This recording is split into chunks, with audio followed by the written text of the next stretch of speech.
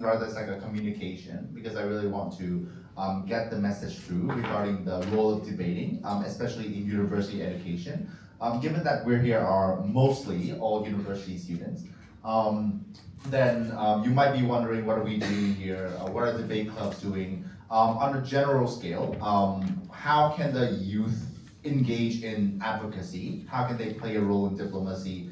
I feel like I'm a bit more entitled to speak about this since I come from the Diplomatic Academy of Vietnam, where we're trained to speak a lot of things that sometimes don't make too much sense. But we're trying to change that norm, so yeah, we can get it through. So the first thing we want to talk about, can I just press this? Yes, sure. Yeah. Why does the youth matter in global policy? I want to hear some opinions from the floor before we carry on. Maybe uh, from you at the back. Why do you think the youth matter in global policy? Yeah, you. Yeah. The boy, yeah. I think that the youth play a very crucial role in the global policy maker. Because we know that in all the society there will be a very large part will be dominate in the others. We call it the norms. And so in the near future, those youth will become the norms. So all of the policy, the trends, and also the movement of the society will get deeply influenced by them. Okay, that's a great opinion. What's your name, can I ask? Name is Juan. Juan. Okay, wonderful. Thank you, Juan, for that insight. Maybe the girl in the front row, you, yes? Why do you think the youth matter in global policy? I think it's playing an important role in the development of Europe. Yeah.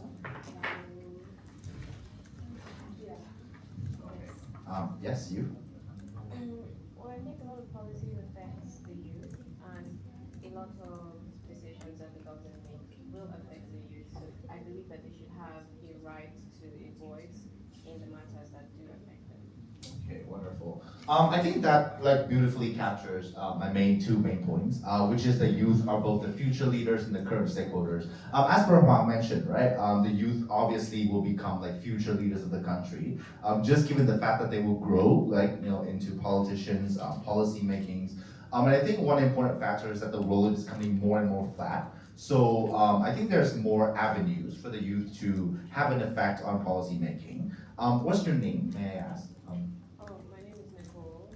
Nicole. As per Nicole mentions also, the youth are also the stakeholders of policies, right? If you think of policies like education policies, the Vietnamese government just decided to cancel all tuition fee for public school students from grade 1 to grade 12, for example. I think that's a huge improvement, right, in terms of accessibility.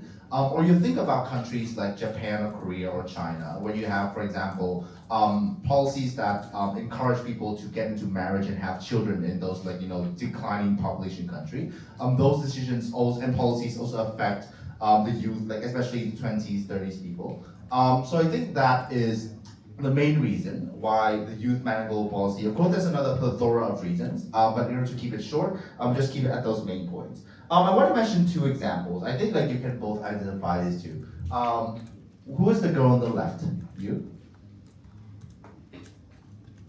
What's her name? I don't put her name there, but I think this is yeah. How about the girl on the right? You know the girl on the right?